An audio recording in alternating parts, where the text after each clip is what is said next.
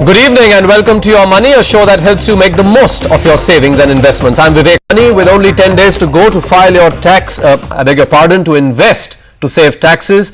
You're still making last-minute investments to save tax. Today we will tell you about the best instruments to make quick investments. And to make your life simpler in the next financial year, you need to kickstart your tax planning in advance. And to help you in all that, we have with us Karthik Javeri, Director of Transcend Consulting, who's also a certified financial planner. Hi. Thanks, Karthik, for joining us today on the show. Good evening. Let's get straight across to our first caller for the day. That's Sandeep Deshmukh, who's on the line from Awarpur, which he tells me is near Nagpur. Let's speak to him. Sandeep, thank you so much for calling us. Tell us, what is your question regarding your tax? Have you, by the way, done all your investment for this year? Yes, sir. I already invested for this year. Okay. Now my query is for the next year. Right. Because I have to plan for the saving. Right. Now in this year, I have to save for 1.1 lakhs for the tax. Now the pattern is 70,000 for NSC and 30,000 for infrastructure and 10,000 for the pension. Okay. But in the next year, what is the new pattern for the saving of 1 lakhs? What is the new pattern for the saving of 1 lakh? Karthik, 1 lakh. would you like to explain that to me? Hi Sandeep.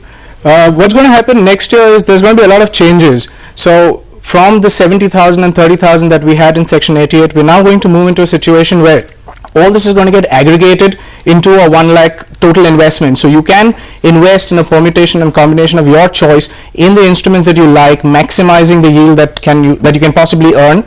But the totality is that you will get only about 1 lakh of deduction from your total income. Right. Let's get a bit of more details from him. Sandeep, tell us, you've been only investing in NSCs and the infrastructure bonds. That's what you mentioned, right? Yes, I'm interested in a pension also and infrastructure and NSC LIC also. Right. Do you intend to continue investing in these instruments? Or would you like to look at newer instruments? Hello? Hello? Can you hear us? Would you like to keep investing in the same instruments or also look at new instruments? No, I want to invest in the same instrument. Just, well, so you've heard Karthik there that your total limit is now 1 lakh. It's not 1,10,000 anymore. Your pension plan will be part of that 1 lakh. So you can invest 10,000 in your pension plan like you did last time, and the balance 90,000 you'll have to split it between NSC and infrastructure bond in whichever order you want. Is that right? That's right. You can, on the face of it, do that. But what I would say is that, see, infrastructure bond is now not such an attractive, opportunity for you.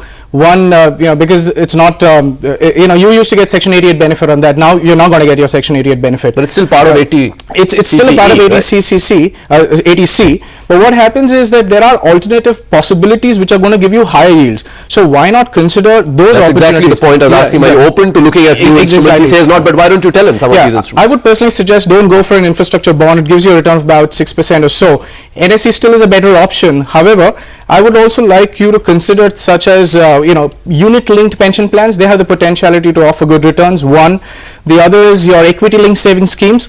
See, in the long run, they tend to work out in a very positive manner for you. As long as your time frame is about 5 to 7 years, you'll be comfortable. Volatility won't affect you. You're young, so age is in your favor, etc. Go by the SIP route in an equity-linked savings scheme. If your risk appetite, allows you, you could go all the way up to 100,000 as well. But I would still suggest do about 10-15% of that as well. Yeah, 20% into and via the SIP route into ALSS. Sandeep, that's food for thought for you. Let's get across to our next caller. We are going now to Vadodara, from where we've got Mitesh Shah on the line. Mitesh, welcome to Your Money. Yes, good evening. Tell us, Mitesh, what's your question today?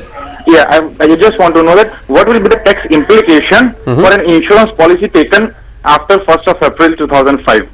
Tax implication, you are talking about the EET, exactly, right? The maturity fear that you have, that will that be taxed? Yeah. Right. If he buys an insurance plan post 1st April 2005, does he need to worry about the fact that his maturity is actually going to be taxed, considering that the rule is still not in place? Sure. It's just an indication the finance minister has given. Right.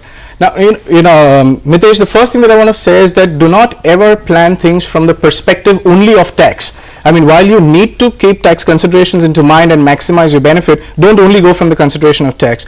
The second question is, do you actually need that insurance? Now, a financial planner who is a certified financial planner can actually tell you whether you need insurance, and if yes, how much insurance do you need?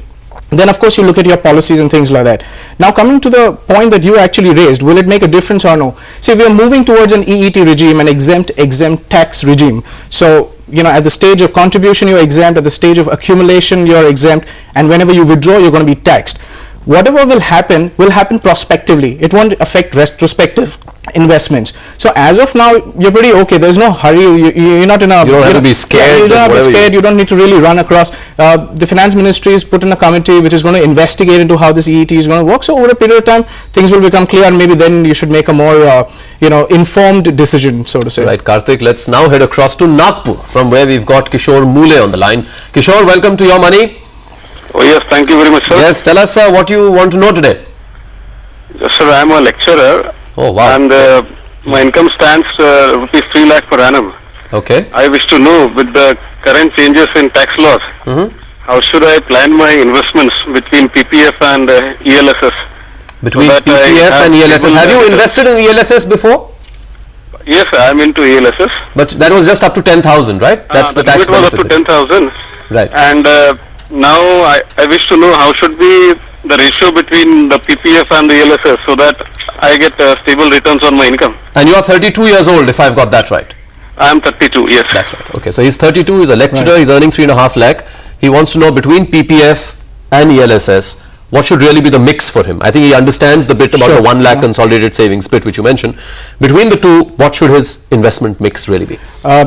See, Mr. Mule, what you need to do is you need to make a mix of these assets such that they give you the best possible return, one, and second, they at least are going to beat inflation, right? Now, that's an important point. What also happens is, when you start planning all this, look at the broader picture in terms of, are your other needs first taken care of, such as insurance, such as children's education, retirement planning, etc.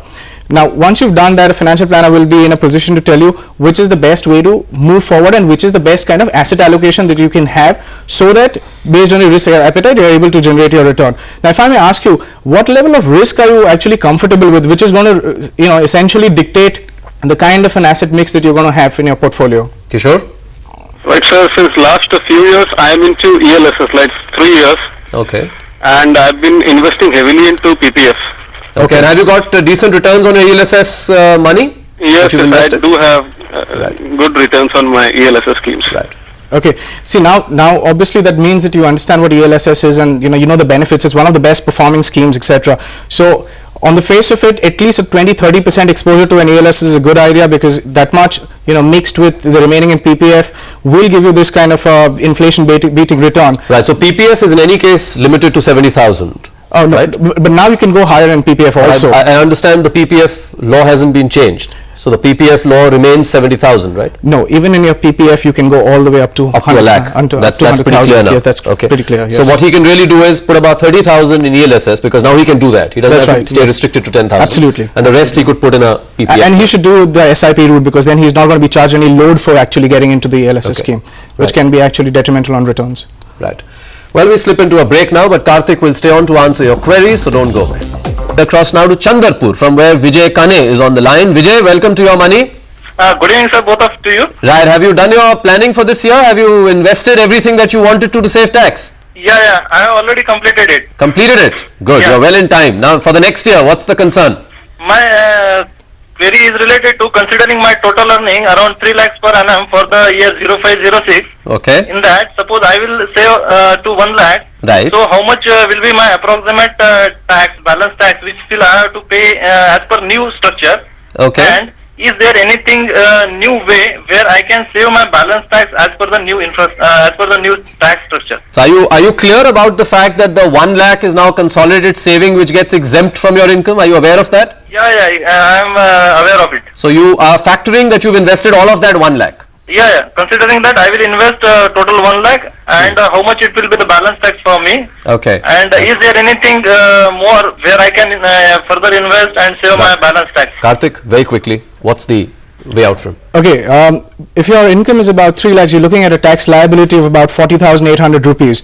Now the thing is, given that you're going to invest your 1 lakh into this Section 80C, what's going to happen is your tax liability is going to fall down to 15,300, which means there's a straight saving of 25,500 rupees. So that's straight away to answer your question. Of course, now the next is the matter of your choice of investment instruments. Right. Karthik, we're going to have to end this. We just run out of time. Thank you so much for joining us today. Pleasure. On Your Money. That's all we have time for in today's show. Tomorrow, we will discuss child insurance plans. Do send in your queries and keep watching Your Money, your ultimate guide to savings and investments. Thank you for watching.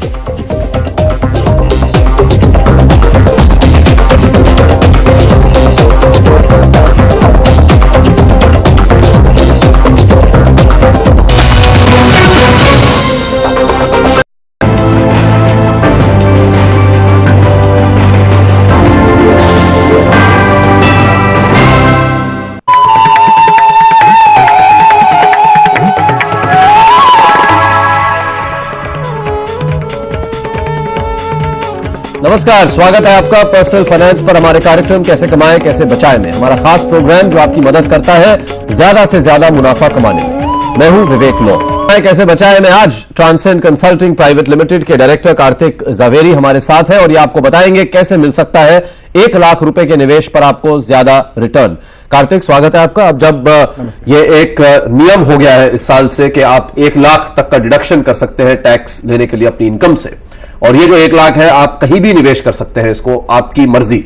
ये नहीं कि government जिस तरह से पहले कहती थी कि इसमें केवल 10,000, इसमें केवल 15,000, इसमें केवल 20,000, अब वो नहीं रहा। आप 1 लाख तक की जो आपकी छूट है, जो डिडक्शन है, वो आप कहीं भी कर सकते हैं निवेश। बिल्कुल, तो इस पर हम अब आज का सिलसिला हमारा है। सबसे पहले हमारे साथ है चिराग कारिया। आइए इनसे बात करें, इनका क्या सवाल है। चिराग, पूछिए, क्या जानना चाहेंगे आज आप? My question is this way, for getting a maximum benefit out of that 1 lakh, right? If I put say 40,000 rupees out of that 1 lakh into say ELSS, right, equity linked saving schemes, and 40,000, suppose if I take it that principal of that housing loan, and if I put say 20,000 into insurance, then is it a better way, or if you can suggest some better way to earn better returns out of that 1 lakh rupees? और आपकी उम्र क्या है चिराग? I am 25 years old. 25 साल के। अब आप काम करते हैं? Yeah, I work as an insurance consultant. 25 साल के हैं, काम कर रहे हैं कहीं पे, और ये इन्होंने अपना ब्रेकअप आपको बताया। जी। तो ये क्या आप इस ब्रेकअप से सहमत है कि कुछ और इनको एडवाइस देना चाहें? चिराग, सबसे पहली बात यह है कि आपको अगर मैक्सिमम रिटर्न चाहिए तो उसके साथ एक और चीज ऑटोमेटिकली जुड़ जाती है, वो है मैक्सिमम रिस्क। और जो रिस्क जुड़ता है उसके लिए आपको थोड़ा सा समय देना होगा। आपको रिटर्न मिल सकता है, आप अपनी टैक्स की रियायत भी ले सकते हैं, मगर उसके साथ आपको लंबे अरसे तक इन्वेस्टेड रहना पड़ेगा। सबसे पहली बात ये। दूसरी बात यह है कि आप ELSS में बिल्कुल निवेश कर सकते हो। आप आप यंग हो, आपके पास अभी ज्यादा जिम्मेदारियां नहीं है, और आपकी शादी भी नहीं हुई होगी लगभग, राइट? सो आप ये कर सकते हैं कि you can go for 40,000 rupees ELSS scheme. Then instead of PPF और इंश्योरेंस, मैं ये कहूंगा कि आप एक पेंशन प्लान होता है, स्पेसिफाइड पेंशन प्लान जिसे कहते हैं, सेक्शन 1023D के अंतर्गत। ये स्पेसिफाइड पेंशन प्लान PPF से बेहतर रिटर्न दे सकता है, और आपको टैक्स में भी सेम रियायत मिल सकती है। तो ये पेंशन प्लान कहाँ मिलते हैं, किनके होते हैं? ये pension plan mutual funds launch करते हैं, जैसे टेम्पल्टन है, UTI है, इनके हम ये म्यूचुअल बाकी जो म्यूचुअल फंड्स हैं उनसे कैसे अलग होते हैं? ये म्यूचुअल फंड्स एक स्पेसिफाइड फंड होता है जिसमें कि आप अपना पेंशन के लिए ओरिएंटेड होता है, और इसमें हम पेंशन के लिए अपना पैसा निवेश कर सकते हैं। और ये पुराने सेक्शन 88 के वही 70,000 के भी अंतर्गत था पहले। तो ये पॉसिबिलिटी भी है आज हमारे पास कि हम वहां जा सकते हैं, वहां पे 1 लाख तक भी निवेश कर सकते हैं। और क्योंकि हमें PPF या इंश्योरेंस करना है और इंश्योरेंस की अभी जिम्मेदारियां नहीं है, तो जरूरत कम है, तो ये भी हो सकता है कि ये ऑल्टरनेटिव इन्वेस्टमेंट शायद उनको और भी बेहतर होगा। जी, धन्यवाद इसके लिए। और अब देखते हैं मुंबई के सुरेश फेरिया के पास क्या सवाल है।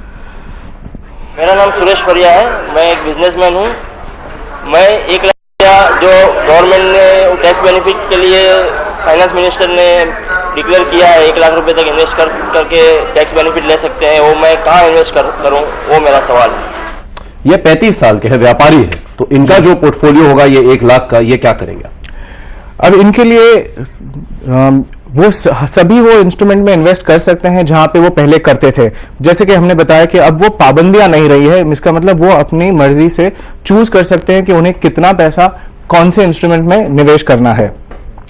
ये कहने के बाद नेक्स्ट थिंग मैं उनको कहूंगा कि उनका रिस्क कितना है, वो कितना रिस्क के साथ कंफर्टेबल है। वो जितने रिस्क के साथ कंफर्टेबल है उस हिसाब से वो या तो यूलिप ले सकते हैं, वहां पे भी उनको सेम सेक्शन 80C में रियायत मिलेगी, या वो ELSS में भी थोड़ा सा निवेश कर सकते हैं। क्योंकि इनकी उम्र 35 साल है और बिजनेसमैन है, तो मैं कहूंगा कि उनके पास सालाना मंथली तनख्वाह तो नहीं आती है उनके पास, तो जैसे भी उनकी सहूलियत हो वैसे वो ELSS में थोड़ा थोड़ा इन्वेस्ट करते जाएं। 30 से 40 हज़ार तक अगर 1 लाख में से अगर वहां पे इन्वेस्ट करें तो वो एक अच्छी नीति होगी। उसके अलावा वो उन्हें ये भी ध्यान रखना है कि वो जो ट्रेडिशनल इंस्ट्रूमेंट्स में करते थे, जैसे कि NSC हैं वगैरह, उसमें भी अभी टैक्स लगेगा। जो 80L के अंतर्गत जो उनको वो रियायत थी वहां पे, जो कि वो टैक्स फ्री थी, जो इंटरेस्ट इनकम जो टैक्स फ्री हुआ करती थी, वो अब टैक्स फ्री नहीं होने वाली, और वो जो भी ब्रैकेट में है उस ब्रैकेट से उन्हें वहां पे उस हिसाब से फंड्स में जब निवेश करते हैं तो डिविडेंड भी टैक्स फ्री होता है, और 1 साल के बाद आप रिडीम करें तो वो भी टैक्स फ्री हो जाता है, क्योंकि लॉन्ग टर्म निवेशकों को मन में रखना चाहिए। बिल्कुल जी। जी कार्तिक, और अब आज का सवाल, क्या आप 1 लाख रुपए ELSS में लगाएंगे? अपना जवाब हमें भेजने के लिए लॉग ऑन करें moneycontrol.com पर। मोबाइल के जरिए वोट डालने के लिए पहले लिखें पैसा, फिर यस या नो टाइप कर SMS करें 2622 पर। कार्यक्रम के आखिर में हम आपको बताएंगे आप में से ज्यादातर दर्शकों की क्या राय है। आज हम बात कर रहे हैं टैक्स बचाने के लिए आप कहां कर सकते हैं 1 लाख रुपए का निवेश। हमारे साथ है कार्तिक जवेरी। चलते हैं अगले सवाल पर। अब फोन लाइन पर मुंबई से हमारे साथ है वंदना महेश्वरी। आइए इनसे बात करें। वंदना जी, बहुत बहुत धन्यवाद हमसे बातचीत करने के लिए। आप क्या करती हैं वंदना? लगता है वंदना के साथ हमारा संपर्क टूट गया है, लेकिन इनका सवाल हम तक जरूर पहुंचा है। यह कहती है कि 1 लाख रुपए निवेश करने के लिए कैसे पोर्टफोलियो बनाया जाए। इन्होंने इंश्योरेंस पॉलिसी के अलावा बैंक्स के फिक्स डिपॉजिट्स में भी निवेश किया हुआ है। पूछा है म्यूचुअल फंड्स में निवेश के लिए SIP और IPOs में से कौन सा रास्ता बेहतर है। जोखिम उठा सकती है और 2 से 3 साल के लिए निवेश करना चाहती हैं। टैक्स बचाने के लिए तो शायद केवल ELSS का जो जरिया है वही एक अवेलेबल है इनके लिए, लेकिन उसमें क्या ये SIP के जरिए जा सकती है?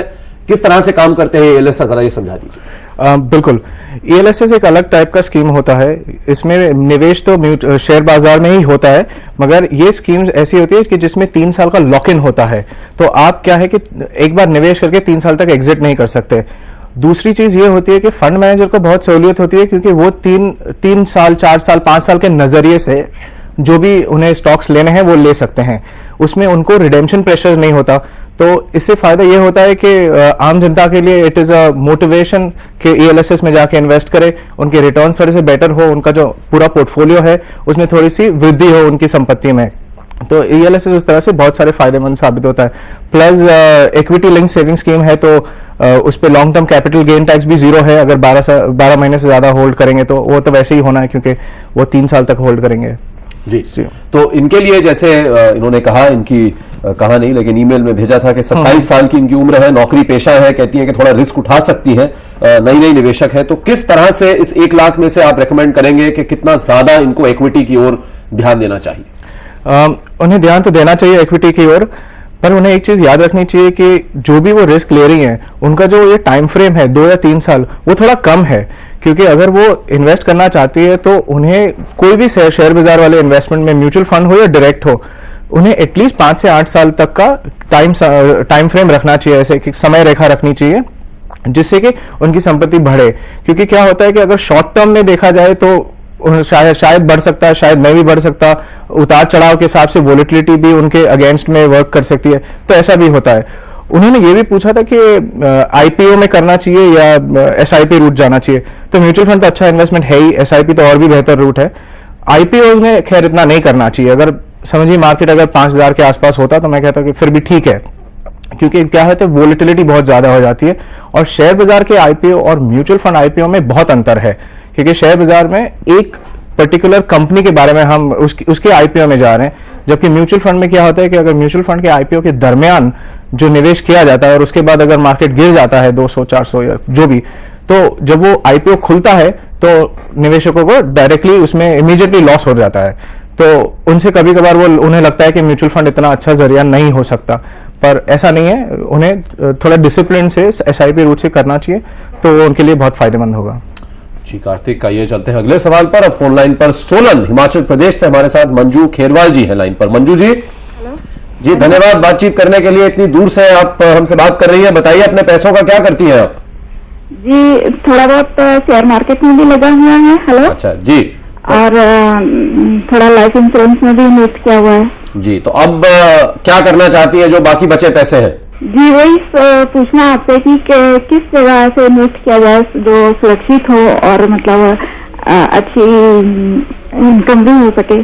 जी, तो आपकी आप गृहिणी है, लेकिन क्या टैक्स देना पड़ता है आपको कि टैक्स के दायरे से बाहर है आप? नहीं देना पड़ता है, वैसे मैं थोड़ा बहुत घर में ही काम करती हूँ। जी, अच्छा, अपना सेल्फ एम्प्लॉयड है आप, अपने खुद का कुछ छोटा सा बिजनेस है आपका।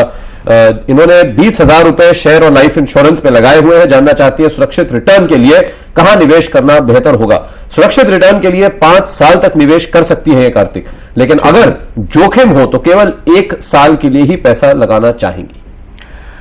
अब इसमें ऐसा होता है ना कि एक बहुत गहरा संबंध है कि आपको कितना रिटर्न चाहिए और आपको कितना रिस्क लेना है, कितना जोखिम उठाना है।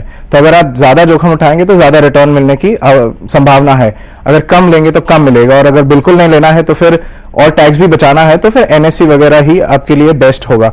पर इसमें होगा क्या कि क्योंकि आप टैक्स भी भरती हैं, आप जब एनएससी वगैरह में इन्वेस्ट करेंगी तो उनका जो इंटरेस्ट होगा वो अभी आपको एटीएल में डिडक्शन नहीं है, तो वो आपको टैक्स भरना पड़ेगा उस पर। इसलिए आपके लिए वो एक ऑप्शन हो सकता है क्योंकि वो सुरक्षित है। और अभी क्या है कि वक्त बदल रहा है और जो भी पहले सुरक्षित हुआ करता था या गारंटीड हुआ करता था, we are moving towards non guaranteed, तो everything is becoming open ended. तो इसीलिए थोड़ी सी नीति में भी बदलाव लाना चाहिए हमें, और उसके लिए जैसे कि अभी ईएलएसएस है या फिर हमारे पास यूनिट लिंक्ड इंश्योरेंस स्कीम्स हैं, तो जिसमें थोड़ा सा इक्विटी एलोकेशन अगर करें तो अच्छा रिटर्न मिलने की अपेक्षा रख सकते हैं हम। और उसके साथ साथ उन्हें जो 20,000 जो उन्होंने इन्वेस्ट किया है अभी इक्विटी में, उस पर उनको कोई एटीसी के अंदर डिडक्शन नहीं मिलेगा, सिर्फ उनका इंश्योरेंस प्रीमियम जो है उसमें उनको वो एटीसी का डिडक्शन मिलेगा। जी आइए लेते हैं अगला सवाल ईमेल के जरिए। बारूच गुजरात से लक्ष्मण राज का ये सवाल है, ईमेल के जरिए उन्होंने हमें भेजा है। ये जानना चाहते हैं कि क्या 1 लाख रुपए इक्विटी लिंक्ड सेविंग स्कीम में लगाना फायदेमंद है। इनका ज्यादातर निवेश म्यूचुअल फंड्स और शेयर मार्केट में है। इन्होंने 3 या 4 मिड कैप फंड्स और 2 लार्ज कैप फंड्स में निवेश किया हुआ है। इसके अलावा इनके पास एक यूनिट लिंक्ड इंश्योरेंस प्लान भी है। तो काफी हद तक ये स्टॉक मार्केट में बिलीव करते हैं, खुद डायरेक्ट इन्वेस्टमेंट भी है, म्यूचुअल फंड भी है, यूलिप भी है। तो इनके जैसे एक निवेशक को क्या ये 1 लाख के ईएलएसएस का फायदा उठाना चाहिए? बिल्कुल उठाना चाहिए स्ट्रेट अवे। उनका जो बैकग्राउंड जैसे हमने देखा, उनके बैकग्राउंड के हिसाब से ऐसा नहीं लगता कि वो बिल्कुल कतराते हैं थोड़ा सा भी जोखिम लेने से, और उसके लिए वो सही दिशा में है, वो जा रहे हैं सीधी। वो 34 साल के हैं, उनके पास बहुत अभी समय है रिटायर होने से पहले, तो वो उतना रिस्क ले सकते हैं। ईएलएसएस में उन्हें बिल्कुल फायदा उठाना चाहिए, जितना उनसे हो सकता है उतना। और उसके अलावा जो यूलिप की जो उन्होंने बात की है कि यूनिट लिंक्ड इंश्योरेंस प्लान है, अब उसमें उनके पास इंश्योरेंस कितना है, क्योंकि वो बिजनेसमैन है और क्योंकि अगर वही इंश्योरेंस है तो पहले उनको उसके बारे में भी सोचना चाहिए, थोड़ा सा वो इंश्योरेंस बढ़ा देना चाहिए। सर्टिफाइड फाइनेंशियल प्लानर उनको बताएंगे कि कितना एडिक्वेट होता है, कितना जरूरी है। तो ये सबसे पहली बात है, या तो यूलिप में इंश्योरेंस बढ़ा दे या तो टर्म ले ले। उसके बाद वो तो एटीसी में वैसे ही चला जाएगा, वो कंट्रीब्यूशन जो है, जो बाकी बचता है उसमें से ईएलएसएस करे, बिल्कुल करे, कोई प्रॉब्लम नहीं है। और फिर भी उनके पास अगर सरप्लस है, क्योंकि ये लार्जली इक्विटी मार्केट में इन्वेस्ट करते हैं, तो इन्हें थोड़ा सा एक दो फंड भी में इन्वेस्ट करना चाहिए, जैसे कि है डिविडेंड यील्ड टाइप का फंड होता है या वैल्यू ओरिएंटेड फंड होता है, वैल्यू फोकस्ड फंड। ताकि क्या होगा कि उनका इक्विटी पोर्टफोलियो जो है वो ठीक तरह से वेल बैलेंस्ड बन जाएगा, क्योंकि अभी वो थोड़ा अग्रेसिव नीति पे हैं कि अग्रेसिव पोर्टफोलियो है उनका अभी थोड़ा। आइए लेते हैं एक और सवाल ईमेल के जरिए, ये भी आया है। चंडीगढ़ से ऋतु श्रीवास्तव ने अपना सवाल पूछा है। ये एक नई निवेशक है, जानना चाहती है कि नए टैक्स ढांचे को देखते हुए इन्हें किस तरह की योजनाएं बनानी चाहिए। 20,000 रुपए महीना कमाती है, कोई जिम्मेदारी नहीं है, इसलिए जोखिम भी उठाने को तैयार है। ऋतु जी को पहले तो ये करना चाहिए कि क्योंकि उनकी इनकम जो है वो 20,000 है और जिम्मेदारी नहीं है, फिर भी उनके कुछ मासिक खर्चे होंगे, तो पहले तो उन्हें उनका एक बजट बनाना है कि 20,000 में से कितना वहां पे जरूरत होगा। उसके बाद उनकी मर्जी के हिसाब से 2 या 3,000 एक इमरजेंसी के लिए थोड़ा सा अलग से रख देना चाहिए, और वो कहीं पे भी लिक्विड फंड वगैरह में डाल सकती हैं। जो उनके पास बाकी बचता है 10 या 11,000, ये एक प्रणाली है ये इन्वेस्टमेंट करने की। तो जो बाकी बचता है 10 या 11,000, उनको वो इन्वेस्ट कर सकती हैं, निवेश कर सकती है, और जिससे वो एटीसी का भी फायदा उठा सकती हैं। अब उनके लिए मैं ये कहूंगा, क्योंकि वो यंग है तो थोड़ा सा ईएलएसएस भी कर ले। अगर उनको थोड़ा सा मतलब सेफ टाइप ऑफ इन्वेस्टमेंट में रहना है तो थोड़ा सा पीपीएफ और एनएससी भी उसमें भी निवेशित रह सकती हैं, बट थोड़ा सा एक्सटेंड तक। और जैसे कि मैंने पहले बताया कि एक पेंशन प्लान जो होता है वो स्पेसिफाइड पेंशन प्लान, वो भी उनके लिए बहुत अच्छा और फायदेमंद साबित होगा। और ये पेंशन प्लान्स ऐसे हैं कि जिन्होंने काफी अच्छे रिटर्न दिए, और जैसे हमने डिस्कस किया कि उसमें टैक्स रेट भी कम होगा गोइंग फॉरवर्ड। कार्तिक, बहुत बहुत धन्यवाद आने के लिए और सवालों का जवाब देने के लिए।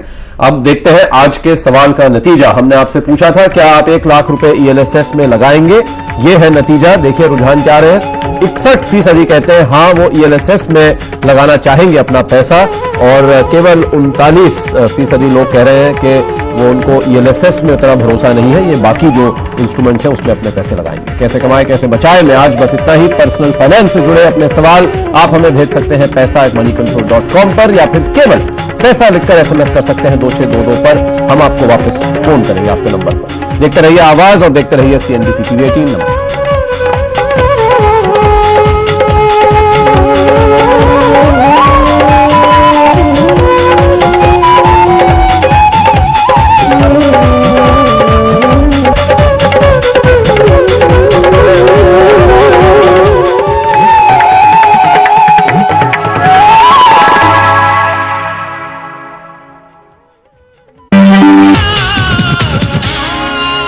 कैसे कमाएं, कैसे बचाएं, प्रायोजक।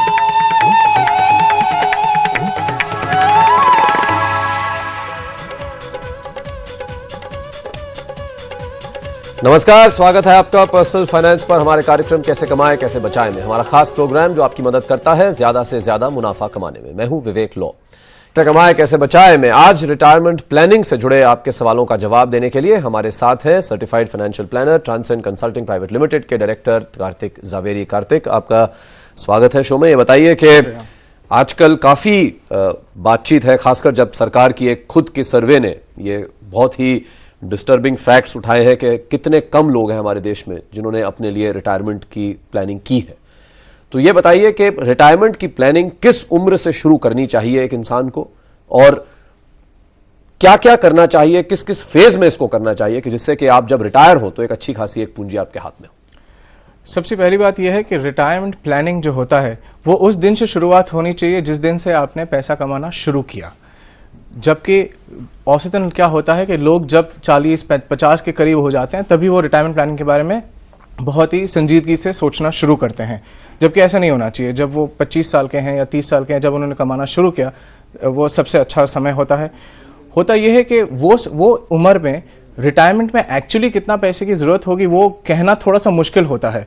पर क्या होता है कि जैसे जैसे समय चलता जाता है, हमारी ज़रूरतें बढ़ती जाती है, रिस्पॉन्सिबिलिटीज़ बढ़ती जाती है, तो एक अनुमान सा बनने लगता है साल दर साल कि हमें इतना रिटायरमेंट में ज़रूरत पड़ेगी, हमें इस तरह की लाइफस्टाइल चाहिए वगैरह वगैरह, और उस हिसाब से फिर प्लानिंग करते जाना चाहिए हर साल भर साल। और उस तरह से रिटायरमेंट का एक प्रॉपरली लेआउट ब्लूप्रिंट हो जाता है और उसी से everyone can start investing well. चले पहले सवाल पर। फोन लाइन पर हमारे साथ है पारादीप उड़ीसा से मुरली कृष्णा। आइए उनसे बात करें। मुरली जी, गुड इवनिंग। नमस्कार, कैसे हैं आप सब? हाँ, ठीक ठाक है सब। आप बताइए रिटायरमेंट के लिए क्या प्लान किया आपने अब तक? या मैं तो अभी 80CCC में 10,000 रुपए हर एक साल में लास्ट 4 साल से मैं सेव कर रहा हूँ। पेंशन प्लान जो होते हैं, पेंशन प्लान में जो LIC में है जी, right. But my point is it sufficient for my plan is that is 58 years that is retirement. और अभी आपकी क्या उम्र है? मेरा 42 प्लस है। 42 है। और आपकी सालाना कमाई कितनी होती है कृष्णा साहब? 2.5 लाख। 2.5 लाख की सालाना इनकम है इनकी। 42 साल के हैं, कह रहे हैं 4 साल से कम चलो इन्होंने छोटे ही स्तर पे शुरुआत की। हाँ। लेकिन अगर ये केवल इसी 10,000 में इंस्ट्रूमेंट में बने रहे तो क्या ये 58 साल की उम्र में 16 साल अब से जो है इनके, क्या एक अच्छी रकम पे बैठ सकेंगे? बहुत मुश्किल है, ये नहीं हो सकता, क्योंकि उन्होंने शुरुआत किया है तो ये बहुत अच्छी चीज़ है। और उनकी स्थिति मैं ऐसे कहूँगा थोड़ी सी नाजुक है इस सिचुएशन में, क्योंकि 10,000 सेव करना हर साल और उसमें से ये उम्मीद लगाना कि हम पूरे हमारे जो रिटायरमेंट के 10 या 15 या 20 साल होंगे वो हम मैनेज कर पाएँ और उसमें हमारे पास अच्छे से कैश फ्लो हो, तो ये थोड़ा मुश्किल हो जाता है। एक सिंपल सा उदाहरण अगर लिया जाए उनके लिए, तो जितना वो आज कमाते हैं अगर उतनी ही उन्हें पेंशन चाहिए तो उसके लिए उनके पास कम से कम 35 से 40 लाख रुपया होना चाहिए। और उसके लिए उन्हें हर मासिक कुछ ना कुछ उनको सेव करना पड़ेगा। ये जो 10,000 की रकम है वो बहुत ही कम है, उसको उन्हें बहुत ज़्यादा इंक्रीज़ करना पड़ेगा, तभी जाके कहीं पे 16 साल में उनका अच्छा सा एक जमा राशि बन पाएगी। वो भी तो अगर क्या करना चाहिए इनको बताइए? इनको ये करना चाहिए कि जो उनका अभी का जो निवेश है, जो अगर वो यूनिट लिंक्ड इंश्योरेंस प्लान में थोड़ा सा वहाँ पे डाल सकते हैं, उनको आगे चल के थोड़ा सा डाइवर्सिफाइड इक्विटी फंड्स में भी डालना चाहिए, क्योंकि अभी वो 42 ईयर्स के हैं तो उनके पास काफ़ी सारा लंबे समय है, तो ये सब कर सकते हैं। वो पेंशन प्लान में डाल सकते हैं, जैसे कि म्यूचुअल फंड के पेंशन प्लान्स होते हैं उसमें डाल सकते हैं। उन्हें एक बहुत ही बड़ा हिस्सा उनकी अभी की जो इनकम है उसका डालना पड़ेगा, ताकि वो कहीं पे जाके एक ठीक ठाक रकम बना पाए 58 साल की उम्र तक। अगर 2.5 लाख की इनकी इनकम है तो आप क्या मानते हैं कि कितनी रकम इनको इन्वेस्ट करनी चाहिए रिटायरमेंट की तरफ? शुरुआत से उन्हें कम से कम 5 या 10 हज़ार तो हर महीने के हिसाब से डालना चाहिए। शायद ये अभी मुश्किल हो, पर जैसे जैसे समय बढ़ता जाएगा वैसे उनको इसका जो एलोकेशन है रिटायरमेंट की तरफ उसको बढ़ाते जाना चाहिए। तो अगर 5,000 पर मंथ से भी ये शुरू करें या 3 या 4,000 पर मंथ से शुरू करें, हाँ जी, हाँ, तो एक अच्छी शुरुआत हो सकती है। और आप ये कह रहे हैं कि काफी रकम इनको इक्विटी में भी, इक्विटी ओरिएंटेड प्रोडक्ट्स बिल्कुल डालनी चाहिए, चाहे वो म्यूचुअल फंड हो या यूलिप हो। जी बिल्कुल, उस तरह से उन्हें अपना कुछ प्लानिंग करना चाहिए। जी धन्यवाद हमसे बातचीत करने के लिए मुरली जी। ईमेल के जरिए अब चंडीगढ़ से लेते हैं सवाल। डॉक्टर एम के चड्ढा का है ये। इन्होंने टेम्पल्टन इंडिया पेंशन प्लान में निवेश किया हुआ है, इसके बारे में पूरी जानकारी चाहते हैं। क्या इसमें निवेश से टैक्स में छूट मिलेगी और किस तरह इसका इस्तेमाल रिटायरमेंट के बाद आमदनी के लिए किया जा सकता है? 49 साल के हैं ये और 65 साल की उम्र तक सालाना 18,000 पेंशन प्लान में लगा सकते हैं। पूछा है क्या पीपीएफ अकाउंट 25 साल के बाद भी जारी रह सकता है? बहुत से सवाल हैं इनके, बताइए एक एक करके। सबसे पहले टेम्पल्टन पेंशन प्लान के बारे में बात करते हैं। ये एक बहुत ही बेहतरीन पेंशन और रिटायरमेंट के लिए एक इंस्ट्रूमेंट है। ऐसे बहुत कम प्रोडक्ट्स हैं हमारे मार्केट में अभी। ये जो प्रोडक्ट है वो सेक्शन 1023D के अंतर्गत आता है। जितना भी आप इसमें निवेश करते हो वो आपके सेक्शन 80C में, जो नया सेक्शन है इस साल से जो लागू होने वाला है, उसमें आपको 1 लाख तक टैक्स में रियायत मिल सकती है। एक तो ये हो सकता है। इस इंस्ट्रूमेंट में 3 साल का लॉक इन है, मतलब कि एक बार अगर इन्वेस्टमेंट कर दिया तो 3 साल तक रुकना पड़ेगा और उसके बाद वो विड्रॉ कर सकते हैं, बट विड्रॉ नहीं करना चाहिए। उनको 58 या 60 साल की उनकी जो रिटायरमेंट की उम्र है, जो उन्होंने ऐसे प्लान किया है, तब तक रुकना चाहिए। ये जो प्रोडक्ट है वो बहुत अच्छा परफॉर्म कर रहा है। पिछले कुछ 5-6 सालों में जब से ये प्रोडक्ट है उसने करीब 10-12-14% का भी रिटर्न दिया है। तो उस हिसाब से इनके रिटायरमेंट प्लानिंग के लिए बहुत ही बेहतरीन प्रोडक्ट है। और मैं तो ये कहूँगा 18,000 ये जो डालने की सोच है उससे ज़्यादा भी डाल सकते हैं। अगर उतना भी डालें तो भी उनके जो 6-7-8 साल है उसमें वो 7-8 लाख तक भी पहुँच सकता है। और रिगार्डिंग पीपीएफ जो उन्होंने पूछा था कि पीपीएफ 25 साल से आगे करना चाहिए कि नहीं, फिलहाल तो मैं ये करूँगा कि पीपीएफ में टैक्स लगने वाला है। आगे जाके जो ईईटी रिजीम आने वाली है उसमें टैक्स लगेगा, तो उससे तो ये इन्वेस्टमेंट एक बेहतरीन इन्वेस्टमेंट होगा, तो वहाँ करे। मैं 25 के बाद एक्सटेंड ना करे, 25 के बाद एक्सटेंड करना भी मुश्किल होता है। तो यहाँ पे वो इन्वेस्ट अगर करते रहे तो उन्हें सेम बेनिफिट मिलेगा, रिटर्न ज़्यादा होता है। ऑन द अदर हैंड, मतलब जो इसकी एक खराबी है ये है कि ये एक डेट प्लान है जिसमें कि लॉन्ग टर्म कैपिटल गेन्स लगने की उनको संभावना है, वो लगेगा, पर वो सिर्फ 10% लगेगा। बट चूंकि उनका रिटर्न बहुत ज़्यादा होगा इसलिए उनको उसका एडवर्स इम्पैक्ट नहीं लगेगा। जी, और इनका जो एक ये सवाल पीपीएफ पे था ये आपने आंसर कर दिया। हाँ, पीपीएफ के 25 साल के बाद भी जारी रह सकते हैं।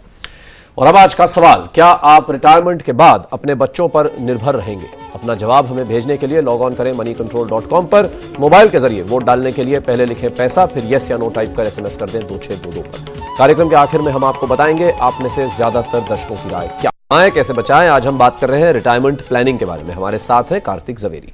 आइए चलते हैं अगले सवाल पर। माफी चाहता हूं, फोन लाइन पर अब राजकोट से है एमके मोदी हमारे साथ। मोदी साहब नमस्कार। नमस्कार मोदी साहब बताइए, आप काफी अच्छी तरह से अपने रिटायरमेंट की फिलहाल सोच है, जो आपका सवाल जो मैंने पढ़ा, तो ये बताइए कि कब से आपने शुरू किया ये प्लानिंग और किसने कहा आपसे? क्योंकि हमने देखा है कि हम ज्यादातर जो है भारतवासी, हम तो प्लान ही नहीं करते रिटायरमेंट के बारे में। हाँ, 10 साल से प्लानिंग कर रहा हूँ। 10 साल से आप कर रहे हैं, तो अब तक क्या जमाया है आपने मोदी साहब, जरा बताइए। नहीं, ऐसे जरा टीवी थोड़ी बंद कर दीजिए तो आवाज आएगी आपको हमारी। हाँ जी, टी शर्ट बंद ही है। ऐसा बात है जी, प्रोविडेंट फंड में लगा कर रखे हैं, ओके, गोल्ड परचेज में लगा कर रखे हैं जी, और मेरा पेंशन तो आने वाला है। आई एम गवर्नमेंट एम्प्लॉय जी, जो सैलरी है उसके 50% तो मुझे आने वाला है पेंशन में। ओके, अब ज्यादा कैसे, किस तरह इन्वेस्ट करना चाहिए? जी, आपका जो सवाल आया था हमको मैं थोड़ा पढ़ दूं। पीपीएफ में 5 लाख है, म्यूचुअल फंड्स में 50,000 रुपए है। इसके अलावा आपने कहा कि सोने में भी निवेश है। रिटायरमेंट के बाद सालाना 2 लाख रुपए पेंशन के मिलेंगे और 8 साल की नौकरी आपकी अभी बाकी है। जानना चाहते हैं कि किस तरह, मैं बहुत ही मतलब बहुत खुशी हुई इनसे बात करके कि देखिए किस तरह से कम 10 साल पहले इन्होंने अपनी प्लानिंग शुरू की है। ऐसे बहुत कम लोग हैं जो। और ये बताइए कार्तिक, अब जो 8 साल इनकी सर्विस के बचे हैं तो उसमें इनको किस तरह से जितना ज्यादा से ज्यादा मैक्सिमाइज करें कि इनको रिटायरमेंट के, हालांकि ये कहते हैं कि 4 लाख अगर रुपए इनको साल के मिल जाए रिटायरमेंट पे तो ये काफी खुश है, लेकिन आप बताइए किस तरह से इनको प्लानिंग करनी चाहिए। सबसे पहली बात तो उनका जो पीपीएफ है अभी जो 5 लाख है उनके पास, सबसे पहले उसकी बात करते हैं। अगले 8 साल में ये करीब करीब 10 लाख के आसपास हो जाएगा ये, तो पहली बात ये हो गई। दूसरी चीज़ है कि उनको जो 4 लाख की सालाना इनकम चाहिए वो सिर्फ 1 साल के लिए ठीक है, अगले साल से उनको इन्फ्लेशन के हिसाब से थोड़ा सा ज़्यादा भी मिलना चाहिए। ऐसे अगर हम कैलकुलेशन करके ऐसे हिसाब किताब लगाएं तो उन्हें करीब करीब 35 से 40 लाख रुपए की ज़रूरत पड़ेगी, जिससे कि वो 4 लाख रुपए कमा सके। अब जो उनको पेंशन आने वाली है वो उसमें उनको बहुत राहत देगी, पर उनके लिए कम से कम उन्हें 20 से 25 हज़ार रुपये इन्वेस्ट करने चाहिए अभी, जो कि 8 या 9% के आसपास उसका इन्वेस्टमेंट रिटर्न उन्हें मिलता रहे साल दर साल। और क्योंकि उनके पास 8 साल है तो समय थोड़ा सा कम हो जाता है, पर क्योंकि 8 साल है और 2 साल या 1 साल नहीं है, तो इसलिए मैं कहूँगा कि थोड़ा सा वो इक्विटी एक्सपोजर भी ले सकते हैं। वो इक्विटी एक्सपोजर से लेने से ये होगा कि थोड़ा सा उनको वोलेटिलिटी वगैरह को फेस करना पड़ेगा, थोड़ा सा जोखिम हो जाएगा, पर अगर वो ठीक तरह से प्लान करके आगे चले तो उन्हें काफ़ी फ़ायदा हो सकता है।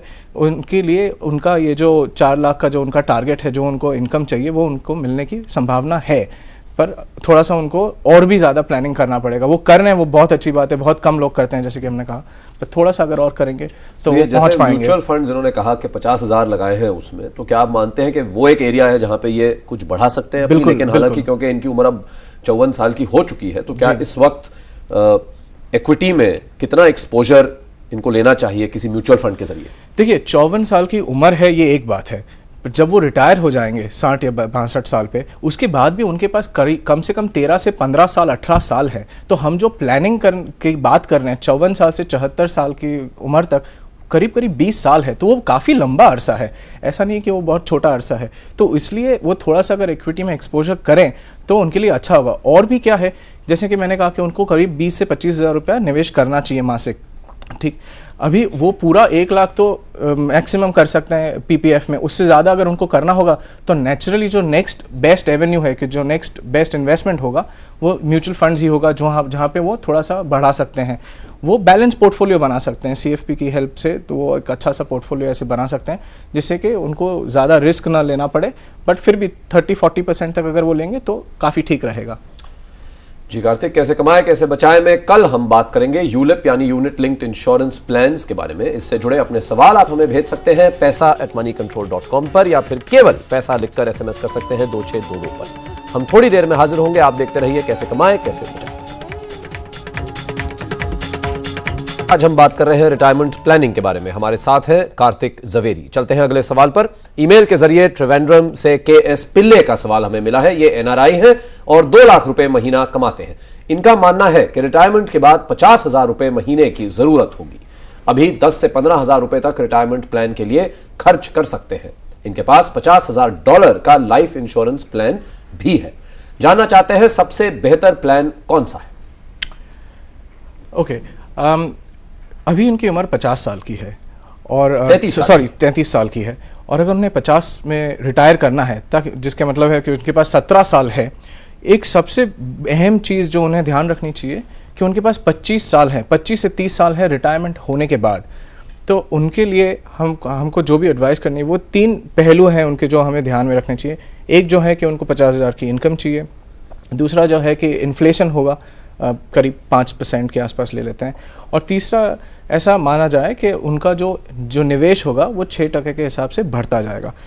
तो अगर उन्हें इस तरह से 50,000 रुपये की मासिक आय चाहिए, यानी कि 6 लाख रुपये हर साल हो गया, उसके बाद हर साल वो 5% बढ़ना चाहिए, उसके लिए उनको करीब करीब 1.5 करोड़ की ज़रूरत होगी, जो उनकी जमा पूंजी होनी चाहिए जबकि वो अपना रिटायरमेंट शुरू करेंगे। तब तक आगे जाते हुए अगर उन्हें उनका जो अभी का जो निवेश है, अभी जो वो कह रहे हैं कि वो 10 या 15,000 हर महीना निवेश कर सकते हैं, वो काफ़ी नहीं होगा, वो उनको थोड़ा सा बढ़ाना पड़ेगा।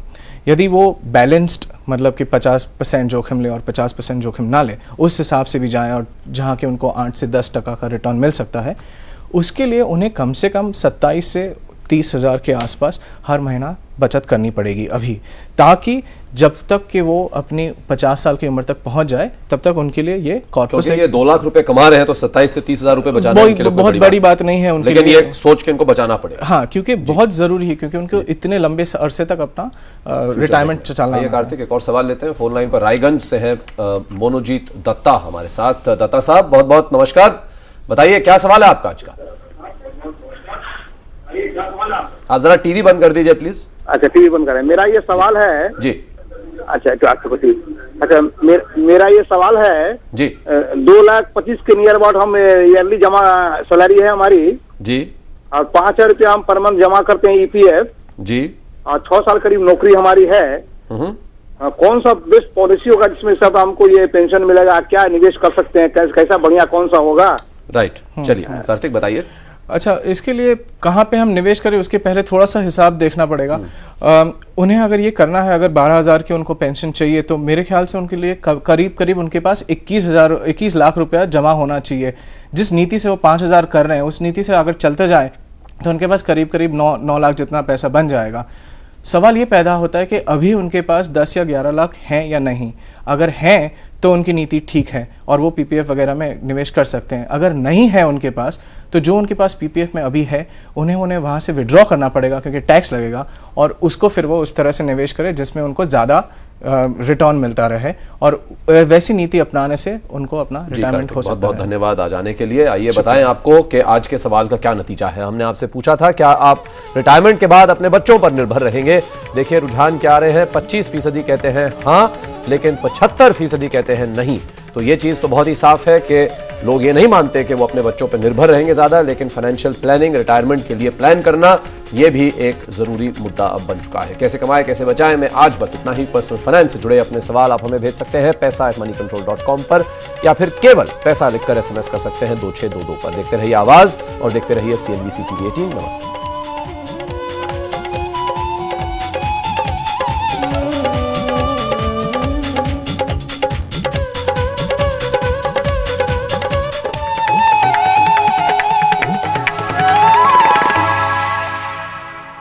कैसे कमाएं